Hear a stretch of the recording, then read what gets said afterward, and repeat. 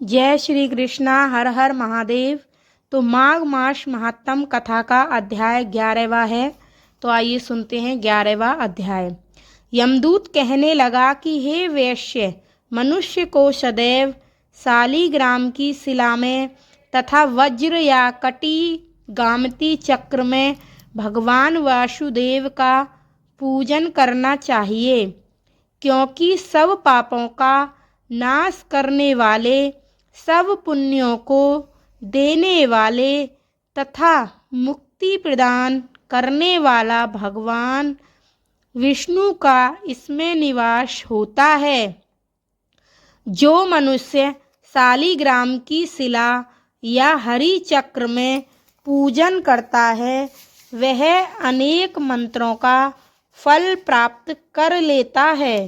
जो फल देवताओं को निर्गुण ब्रह्मा की उपासना में मिलता है, वही फल मनुष्य को भगवान शालिग्राम का पूजन करने से यमलोक को नहीं देखने देता।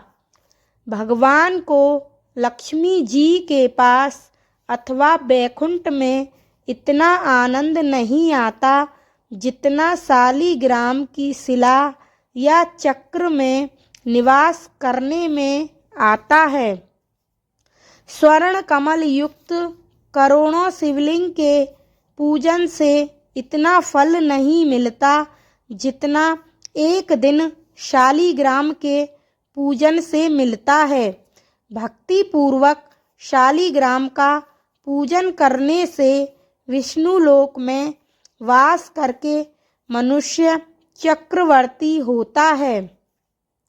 काम, क्रोध, लोभ, मोह, अहंकार से युक्त होकर भी मनुष्य शालिग्राम का पूजन करने से वैकुंठ में प्रवेश करता है।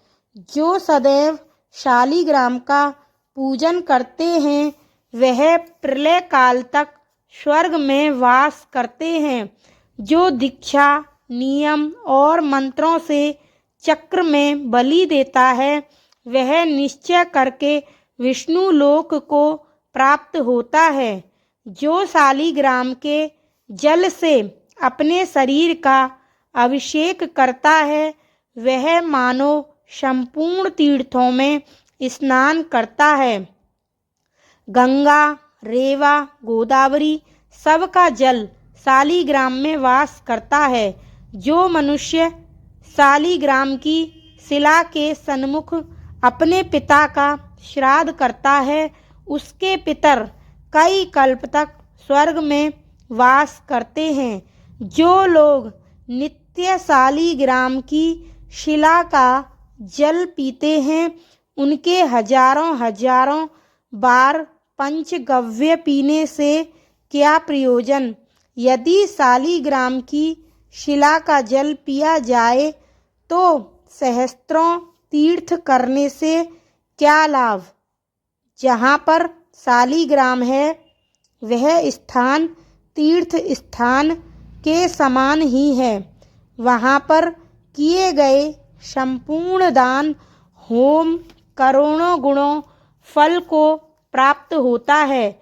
जो एक बूंद भी शालिग्राम का जल पीता है, वह माता के स्तनों का दुग्धपान नहीं करता, अर्थात गर्भाशय में नहीं आता।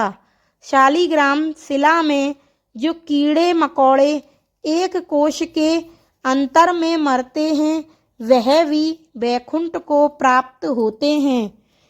जो फल वन में तप करने से प्राप्त होता है, वही फल भगवान को सदैव स्मरण करने से प्राप्त होता है।